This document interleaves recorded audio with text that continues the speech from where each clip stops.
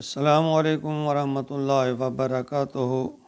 پیارے سامعین و ناظرین، میں غلام مصطفیٰ اللہ اور اللہ کے رسول کے پیغام کے ساتھ پیام اسلام چینل سے آپ سے مخاطب ہوں۔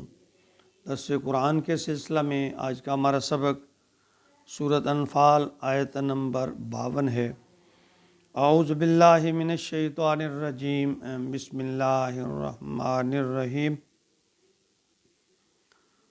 کداب آل فرعون والذین من قبلہم کفروا بآیات اللہ فأخذہم اللہ بذنوبہم ان اللہ قوی شدید العقاب۔ پچھلی آیت سے منافقین اور کفار کو پھر دعوت حق دی جا رہی ہے کہ آج تم جو بوگے کل وہی قیامت کے دن کاٹو گے۔ سابقہ قوموں سے عبرت پکڑو جنہوں نے میرے احکامات سے کفر کیا، اور اگر اب تم بھی انہی کے نقش قدم پر چلو گے تو تمہارا انجام بھی ویسا ہی ہوگا۔ فرمایا کداب آل فرعون، جیسا کہ معاملہ ہوا آل فرعون سے، والذین من قبلہم، ان لوگوں کا جو اس سے پہلے تھے، یعنی فرعون اور فرعون سے پہلے جو لوگ تھے ان کے ساتھ اللہ تعالیٰ فرماتے ہیں جو میں نے معاملہ فرمایا، یعنی شعیب علیہ السلام کی قوم، اور اس سے پھر پہلے لوط علیہ السلام کی قوم، اور اس سے پہلے پھر قوم سمود یا قوم عاد، قوم نوح سے یہ سلسلہ شروع ہوا۔ تو اللہ تعالیٰ فرماتے ہیں ان سب کا انجام تمہارے سامنے ہے، اگر تم نے بھی میرے حکموں کی رخ سے روگردانی کی، میری نافرمانی کی، تو پھر ان کا انجام تمہارے سامنے ہے، تمہارا انجام بھی ان جیسا ہوگا۔ کفروا بآیات اللہ، انہوں نے اللہ کی آیات کا کفر کیا، انکار کیا۔ فأخذہم اللہ بذنوبہم، تو اللہ نے پکڑ لیا ان کو، بذنوبہم، ان کے گناہوں کی پاداش میں۔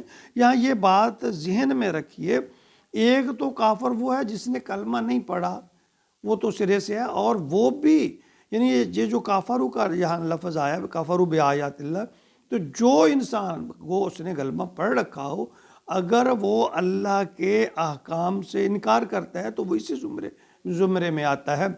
اگر سے اس نے کلمہ پڑھ رکھا ہے، اگر وہ اللہ کے احکامات سے روگردانی کرتا ہے، نافرمانی کرتا ہے، وہ پورا نہیں کرتا، تو اللہ فرماتا ہے ان اللہ، بے شک اللہ قوی، بڑا ہی طاقتور ہے، شدید العقاب، سخت سزا دینے والا، بڑا طاقتور ہے، بڑی سزا دینے والا ہے۔ دیکھیں اللہ تعالیٰ بار بار اپنے مخلوق کو، اپنے بندوں کو یہ کہتے ہیں کہ عقل مند وہ ہے جو دوسروں سے عبرت پکڑے۔ اللہ نے سابقہ امتوں کے واقعات کو قرآن پاک میں کھول کھول کر بیان فرمایا کہ فلاں قوم نے یہ جرم کیا، انہیں یہ سزا ملی، فلاں نے یہ جرم کیا، انہوں نے یہ سزا ملی۔ اور اس کی مثالیں ایسی ہیں کہ جیسے دیکھیں اسرائیل آئے روز ہمارے ارد گرد سے ہمارے رشتہ داروں، اپنوں کو روح قبض کر کے لے جا رہے ہیں، اور ہم سمجھتے ہیں ابھی تو فلاں مرا ہے، میرا فلاں مرا ہے، ابھی میری باری نہیں آئی۔ تو اسی بھول بھلائیوں میں ایک دن ہماری باری آ جاتی ہے، اور ہم ہاتھ جو ہے ملتے رہ جاتے ہیں۔ تو عقل مند وہی ہے جو موت سے پہلے مرنے کی تیاری کر لے۔ ایک دن ایسے خاموشی سے اسرائیل آئے گا اور ہماری جان بھی نکال کر لے جائے گا، اور پھر اعمال کا سلسلہ منقطع ہو جائے گا، پھر کچھ نہیں کر سکیں گے، اور پھر اس کے بعد پچھتانے سے فائدہ بھی نہیں ہوگا۔ فرعون اور اس کے ساتھی تکبر کی وجہ سے دنیا میں ذلیل و رسوا ہوئے، آخرت کے عذاب میں بھی وہ مبتلا ہوں گے۔ دیکھیں فرعون وہی پانی ہے جس میں سے اللہ نے موسیٰ کے لیے پل کا وہ پانی کام کر رہا ہے، اور وہی پانی ہے جس میں فرعون غرق ہوا۔ فرق اعمال کا تھا، وہ اللہ کی طرف سے، وہ اللہ کے مخالف تھے۔ آج بھی ہم بے شک مسلمان ہیں، جب ہم اللہ کے احکام کو مانتے نہیں، ہم انکار کرتے ہیں، تو ہمارے ساتھ بھی اللہ خدا نخواستہ یہی سلوک کر سکتے ہیں۔ تو اللہ فرماتے ہیں کہ ابو جہل بھی فرعون کی طرح ہی ہے، یعنی یہ جنگ بدر کے حوالے سے چونکہ یہ آیات چل رہی ہیں تو اس کا بھی تھوڑا سا ذکر ہو جائے کہ جو ابو جہل تھا وہ بھی بدتر تھا فرعون سے۔ یعنی اللہ نے اسے دو چھوٹے چھوٹے بچوں معوذ اور معاذ سے اس کو قتل کروا دیا۔ یعنی اللہ کی حکمت تو دیکھیں، آج ہماری قوم میں بے شمار فرعون پیدا ہو گئے ہیں، کوئی اپنے اقتدار کے نشے میں تو کوئی اپنے اختیار کے نشے میں، یعنی ہر بڑا جو ہے نا وہ چھوٹے کو کھا رہا ہے، وہ اس کو ذلیل کر رہا ہے، جس کا جہاں جو بس چلتا ہے وہ دوسروں کو رونتا جاتا ہے۔ ہم اخلاقی پستی میں نچلی سے نچلی سطح تک پہنچ چکے ہیں، کسی کو کوئی احساس نہیں۔ سوچیے ہمارے اعمال افعال سے دوسروں کو کتنی تکلیف ہو رہی ہے۔ گویا کمزور اور غریب کو تو شاید آج جینے کا حق ہی نہیں ہے۔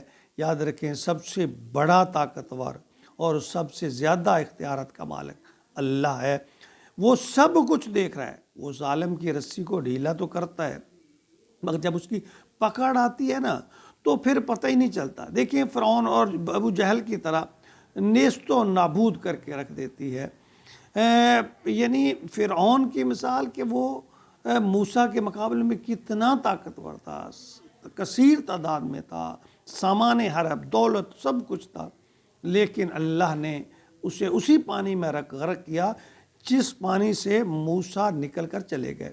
اور ابو جہل کتنا گھمنڈ کرتا تھا، کتنا فخر کرتا تھا، لشکر تھا، سب کچھ تھا، سامان جنگی سامان، یعنی سامان حرب بے حد تھا، لیکن اس کے باوجود قتل کس نے کیا؟ 2 ننھے منھے بچوں نے۔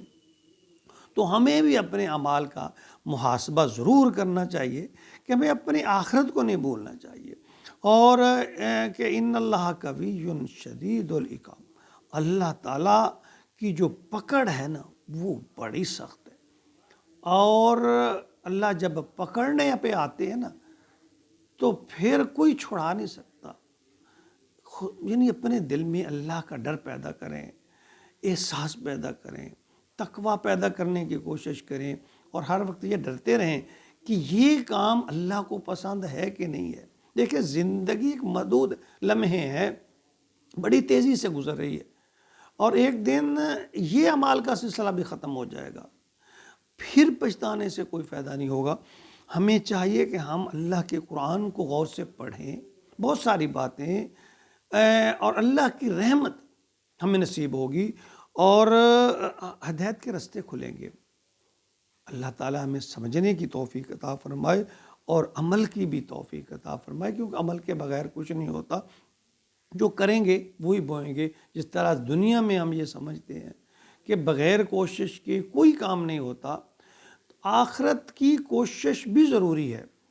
یہ اور بات ہے کہ کامیابی اللہ کے ہاتھ میں، لیکن ایک بات ذہن میں رکھیے، قرآن و حدیث سے ہمیں یہ بات بڑی واضح ملتی ہے کہ جو انسان اللہ کی طرف بڑھتا ہے، اللہ کے راستے کو دیکھنا، سمجھنا اور اس پر چلنے کی کوشش کرتا ہے، اللہ تعالیٰ اس کو راہیں کھول دیتے ہیں، صراط مستقیم پر چلنے کی توفیق دے دیتے ہیں۔ کوشش کرنا چاہتا ہے، ہمیں کوشش کرنی چاہیے۔ اللہ ہم سب کو صراط مستقیم پر چلنے کی توفیق عطا فرمائے، اور ہمارے جو سابقہ غلطیاں، گناہ، جرم، جو بھول چوک ہم سے ہو گئی، اللہ سب کو معاف فرمائے، سب مسلمانوں کو معاف فرمائے، اور ہدایت پہ چلنے کی توفیق عطا فرمائے۔ آمین یا رب العالمین۔